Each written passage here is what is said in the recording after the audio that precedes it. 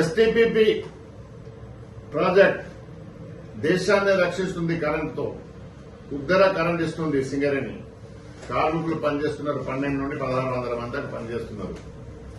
సమస్యల పరిష్కారం కోసం 22వ సంవత్సరం నుండి 10వ నెల మేము అడుగుతున్నాం.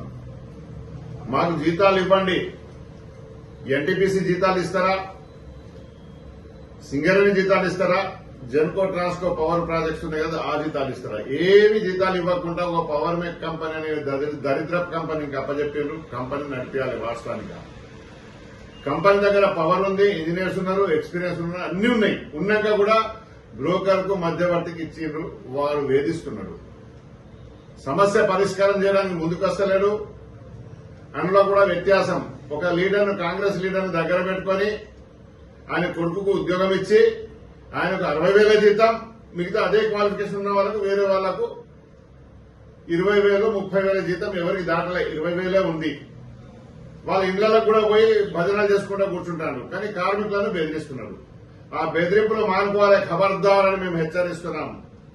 ఇది trade union, registered trade union. Power plant లో ఒకటే ఉంది, హెచ్ఎంఎస్డి. ఇంకోటి ఎవరిది లేదు. అయినా కూడా నిన్నట 40 మందికి లెటర్ ఇస్తారట. కార్మికులకు మీటింగ్ పెట్టుకునే అవకాశం మేనేజ్మెంట్ ఇవ్వాలి. సింగరేణి మేనేజ్మెంట్ అక్కడ ఒక రూమ్ కూడా అప్పచెప్పాలి. ఎన్టీపీసీని పోయి చూసి నేర్చుకోండి. ఎన్టీపీసీ వాళ్ళు సపరేట్ యూనియన్ కు ఒక రూమ్ ఇస్తారు, ఆఫీస్ ఇస్తారు. అందులో మాట్లాడుకుంటారు సమస్యల మీద. యూనియన్ లేకుండా నడిపించాలని ప్రయత్నాలు చేస్తున్నారు. ఆ ప్రయత్నాలను మేము తుంగలో దొక్కుతాం. ఇప్పటిదాకా మేము నోరు మోసుకుని ఉన్నాం. ఒక్క రోజు సమ్మె చేస్తే రాష్ట్ర వ్యాప్తంగా ముఖ్యమంత్రి చేస్తుంది, దేశంలో చేస్తుంది సమస్య పరిష్కారం చేయకపోతే. కనుక సమ్మెలో మేము పోక తప్పదు అనే విధంగా క్రియేట్ చేస్తున్నారు. లెటర్లు ఇస్తే సమ్మెకు పోమా?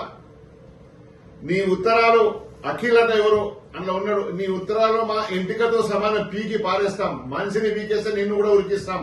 నువ్వు ఏ రాష్ట్రం నుండి వచ్చినావో ఆ రాష్ట్రం పంపించకపోతే మేము హెచ్ఎంఎస్ కాదు. అటువంటి బెదిరింపులు మానుకో. బెదిరింపులతో కాదు, చర్చల ద్వారా సమస్య పరిష్కారం చేయాలి. చర్చల కొరకు పోతే ఆయన ఒక broker, company broker, middle man పెట్టుకున్నది. Middle man means broker. అతను కూడా మా ఎగ్జిక్యూటివ్ డైరెక్టర్ సింగరేణి మేనేజ్మెంట్ కూర్చుని మాట్లాడుతుంది. చైర్మన్ అండ్ మేనేజింగ్ డైరెక్టర్ కూడా కార్మికులను కూర్చుండబెట్టి మాట్లాడుతున్నారు.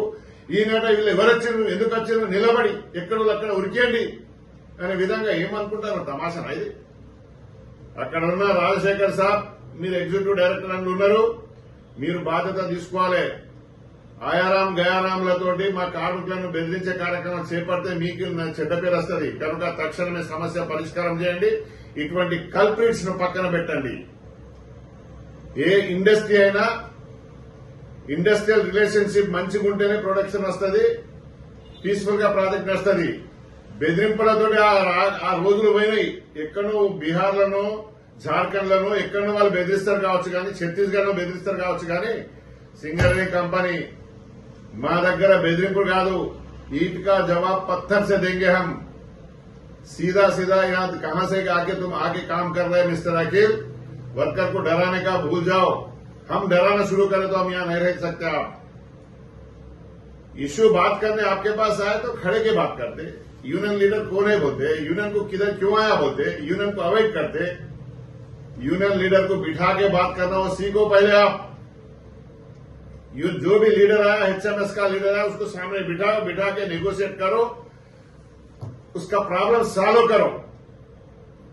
थोड़े लोगों को हाथ में रख लेके 50,000 तनख्वाह देके एक पॉलिटिकल लीडर के बेटे को बाजू में रख लेके उन लोगों के घरों को जाके भजना करते हैं बैठना, ये ठीक तरीका नहीं होता. ये भजना बंद करो. वर्कर्स के साथ बैठो, वर्कर्स का प्रॉब्लम सॉल्व करो. अब तक हम सबर से है